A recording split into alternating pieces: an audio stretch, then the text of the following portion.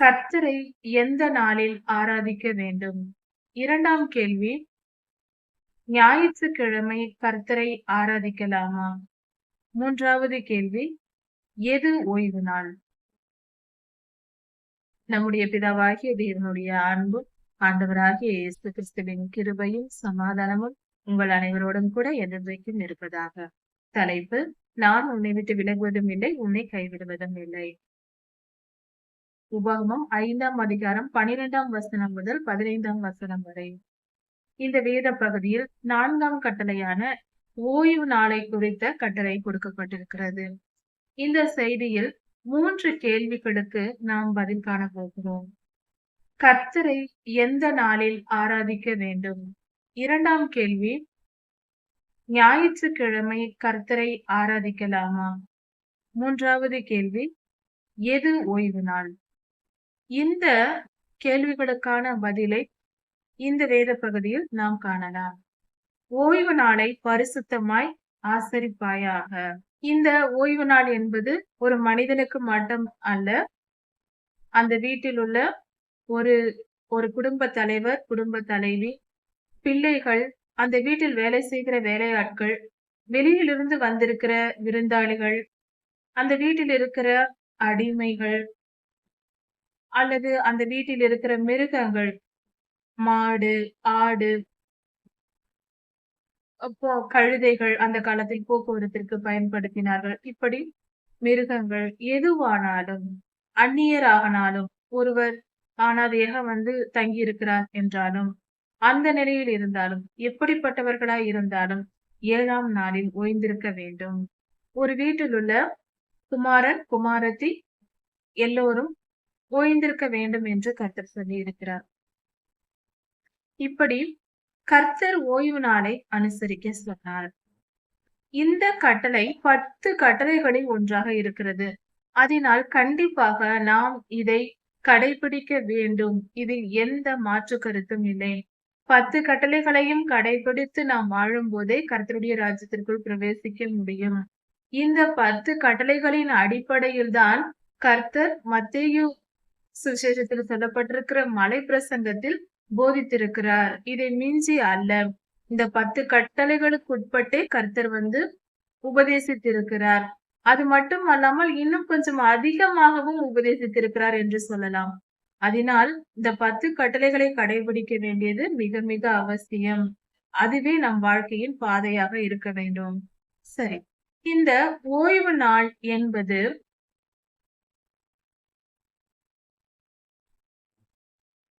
முதலில் நாம் ஒரு காரியத்தை தெரிந்து கொள்ள வேண்டும். எந்த விஷயமாய் இருந்தாலும் கர்த்தருடைய வார்த்தையே என்ன சொல்லுகிறது, வேதம் எதை போதிக்கிறதோ அதன்படி நாம் நடப்பதே நமக்கு சிறந்ததாய் இருக்கிறது. முதலில் ஞாயிற்றுக்கிழமை நாம் ஆராதிக்கலாமா என்ற கேள்விக்கு நாம் பதில் தேடுவோம். ஞாயிற்றுக்கிழமை என்பது வாரத்தின் முதல் நாளாய் இருக்கிறது.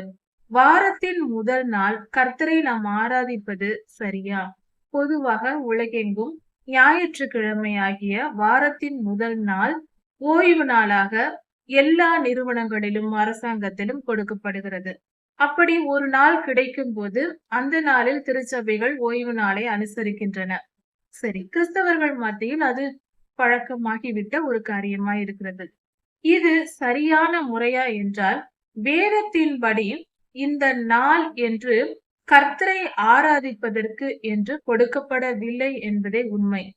கர்த்தர் இந்த நாளில் என்னை நீங்கள் ஆராதிக்க வேண்டும் என்று எந்த ஒரு தனிப்பட்ட ஒரு நாளையும் கர்த்தர் கொடுக்கவில்லை.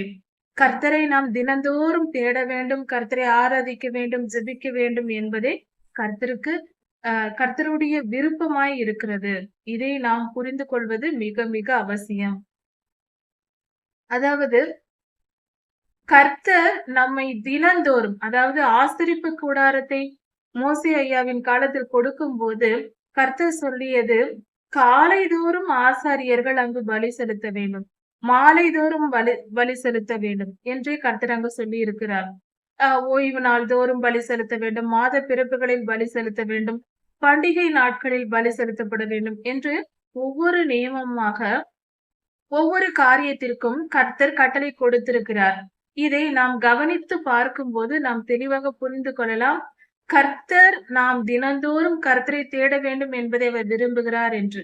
இதற்கு உதாரணமாக தானியேல் ஐயாவின் புஸ்தகத்தில் அவர் தினந்தோறும் ஒரு நாளில் 3 தரம் கர்த்தரை நோக்கி ஜெபித்தார் என்று நாம் பார்க்கிறோம். அவருக்கு கர்த்தர் எவ்வளவு பெரிய வெளிப்பாடுகளை கடைசி காலத்திற்குரிய தீர்க்க தரிசனங்களை கர்த்தர் கொடுத்திருக்கிறார். இன்னொரு காரியம், கர்த்தருக்கு பிரியமான மனுஷனாகிய தானியேல் என்று ஒரு தேவதூதரே வந்து சொல்லுகிறார்.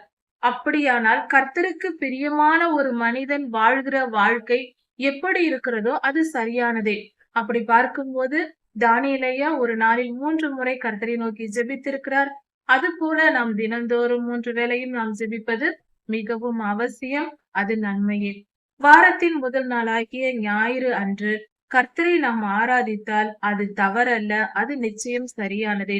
வாரத்தின் முதல் நாள் மட்டுமல்ல, 7 நாட்களும் எல்லா நாட்களும் நாம் கர்த்தரை ஆராதிக்கலாம், ஆராதிக்க வேண்டும். அதுவே சரியான முறை. நாம் தேவாலயத்திற்கு சென்று தினந்தோறும் ஆராதிக்க முடியாவிட்டாலும் நம் வீட்டிலாவது நாம் கர்த்தரை தொழுது கொண்டு தினந்தோறும் ஆராதிக்க வேண்டும், தினந்தோறும் ஜெபிக்க வேண்டும்.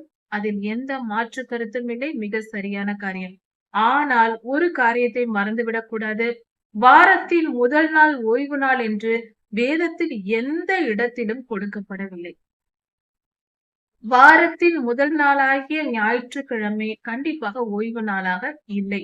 கர்த்தரின் பார்வையில் கர்த்தருடைய கட்டளைகளின்படி வேத புஸ்தகத்திலுள்ள வேத வசனங்களின்படி வாரத்தின் முதல் நாள் ஓய்வு நாள் அல்ல, அது ஞாயிற்றுக்கிழமை அல்ல.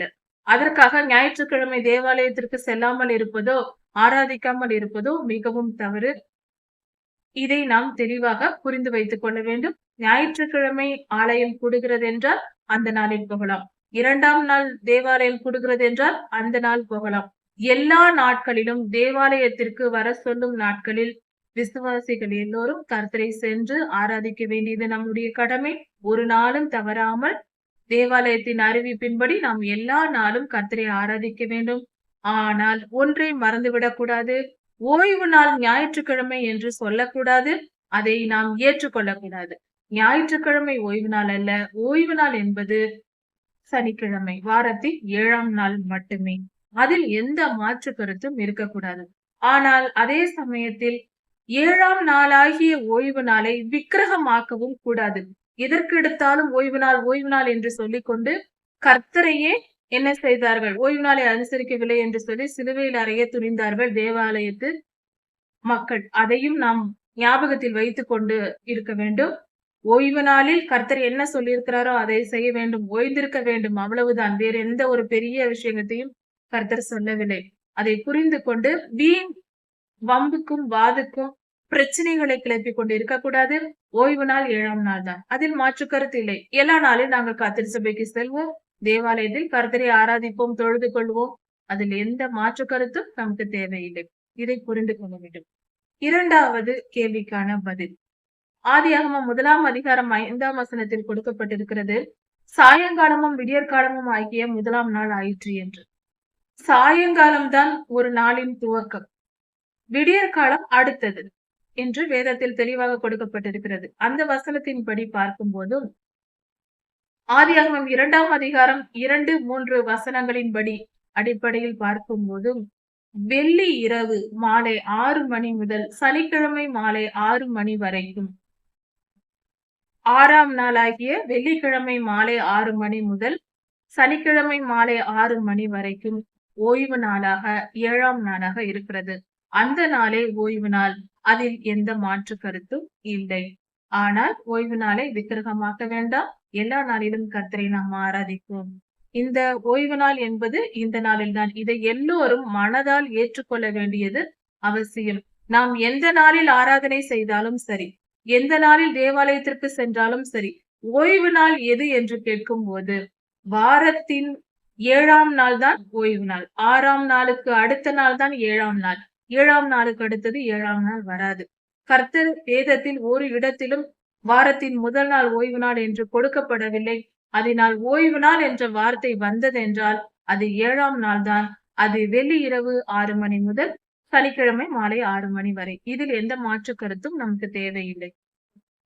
இதை முழு முழு மனதால் நாம் ஏற்றுக்கொள்ள வேண்டியது மிக மிக அவசியமாயிருக்கிறது. இது 10 கட்டளைகளில் ஒன்றாயிருக்கிறது. பயபக்தியோடு இதை மனதால் ஏற்றுக்கொள்ள வேண்டும். அடுத்தது 3வது கேள்வி. ஓய்வு நாளை ஆசரிக்க வேண்டுமா? கண்டிப்பாக வேண்டும். இது 10 கட்டளைகளில் ஒன்றாக இருக்கிறது. நமது ஆண்டவராகிய இயேசு கிறிஸ்துவின் காலத்தில் ஓய்வு நாளை காரணம் காட்டி ஆண்டவராகிய இயேசு கிறிஸ்துவை எதிர்த்து பலர் போரிட்டனர். கர்த்தருக்கு பல கேள்விகளை எழுப்பினர். அப்பொழுது கர்த்தர் தந்த பதில், ஓய்வு நாளில் நன்மை செய்வது நியாயம்தான் என்று சொன்னார். இதன் அடிப்படையில் பார்க்கும்போது ஓய்வு நாள் என்பது ஆதியாகமம் 2ஆம் அதிகாரம் 2, 3 வசனங்களில் பார்க்கும்போதும் ஓய்வு நாளை கர்த்தர் பரிசுத்தமாக்கினார் என்று சொல்லப்பட்டிருக்கிறது. நாம் பரிசுத்தமாய் இருக்க வேண்டும் என்று சொல்லப்பட்டிருக்கிறது. அதனால் இந்த வேத வாக்கியங்களின்படி நாம் ஓய்வு நாளில் ஓய்ந்திருக்க வேண்டும். தினசரி நாம் அன்றாட வேலைகளை நாம் செய்யாமல் ஓய்வு எடுத்துக் கொள்வது நல்லது. அதுவே நல்லது மட்டுமல்ல, அது கண்டிப்பாக கடைபிடிக்க வேண்டியது. நாம் சுய தொழில் செய்கிறவர்களாக பிசினஸ் பண்ணுகிறவர்களாக இருந்தால் வாரத்தின் 7ஆம் நாள் ஓய்ந்திருந்து அந்த நாளில் நம் நிறுவனங்களுக்கு நாம் விடுமுறை விடலாம். நம்மிடத்தில் வேலை செய்கிறவர்கள் எல்லோருக்கும் விடுமுறை கொடுக்க வேண்டும். நம் பிள்ளைகளுக்கும், நம் வீட்டில் வேலை செய்கிறவர்கள், வெளியில் வேலை செய்கிறவர்கள் எல்லாருக்கும் ஓய்வு நாளை நாம் கொடுக்கலாம். ஒருவேளை நாம் பணிபுரிகிறவர்களாக இருந்தால், வெளியில் வேலைக்கு செல்லுகிறவர்களாக இருந்தால் ஓய்வு நாளில் ஓய்வு எடுத்துக்கொண்டு நாம் லீவ் எடுத்துக்கொண்டு ஓய்ந்திருக்கலாம். ஆனால் எதையும் கர்த்தருக்கு மேலாக வந்து விடாமல் பார்த்து கொள்ள வேண்டும். ஓய்வு நாள் அனுசரிக்கிறேன் என்று சொல்லிக்கொண்டு கர்த்தரை மிஞ்சி எந்த காரியத்தையும் நாம் முக்கியத்துவப்படுத்திவிடக் கூடாது. ஓய்வு நாள் என்று சொல்லிக்கொண்டு நாம் தவறு செய்து விடவும் கூடாது.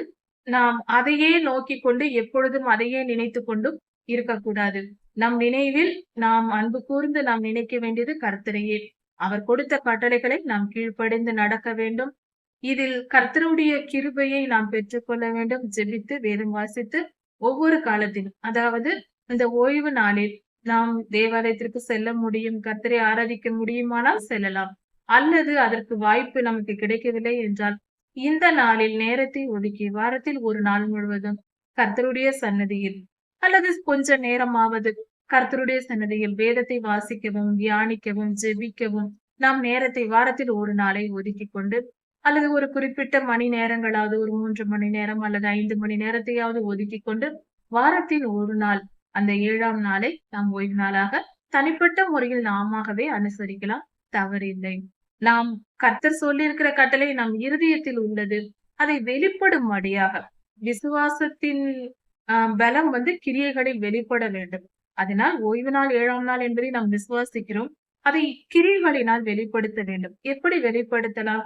வாரத்தின் 7ஆம் நாள் வெள்ளி இரவு மாலை 6 மணி முதல் சனிக்கிழமை மாலை 6 மணிக்குள் ஒரு 3 மணி நேரமோ அல்லது ஒரு 5 மணி நேரமோ ஒதுக்கி கர்த்தரை துதித்து ஆராதித்து வேதத்தை வாசித்து கர்த்தருடைய சன்னதியில் நாம் இருந்து நம் வீட்டிலேயே செய்யலாம். நாம் தனி அறையிலேயே நாம் கர்த்தரை தொழுது கொள்ளலாம். இப்படி நாம் மனதால் ஏற்றுக்கொண்டு செய்யும் போது, சபைக்கு செல்ல வாய்ப்பு கிடைக்காத பட்சத்தில் நாம் அப்படி செய்யும் போது கர்த்தருக்கு பிரியமானவர்களாய் நாம் மாறுவோம். நம் இருதயத்திலும் அந்த கட்டளையை கடைபிடித்த ஒரு திருப்தி, சமாதானம் நமக்கு உண்டாகும். இப்படி செய்வது நலமானது. எந்த விஷயத்தையும் பெரியதாக்கி பிரச்சனையாக்க நினைக்க கூடாது. வேதத்தை தியானித்து ஆராய்ந்து பார்த்து சரியானவைகளை புரிந்து கொள்ள வேண்டும். ஓய்வு நாளை பிரச்சனையாக்க கூடாது. அதை பரிசுத்தமாய் ஆசரிக்கதான் நாம் நினைக்க வேண்டும். கர்த்தர் உங்களை ஆசீர்வதிப்பாராக. இதன் தொடர்ச்சியை அடுத்த செய்தியில் பார்க்கலாம். மாரநாதா.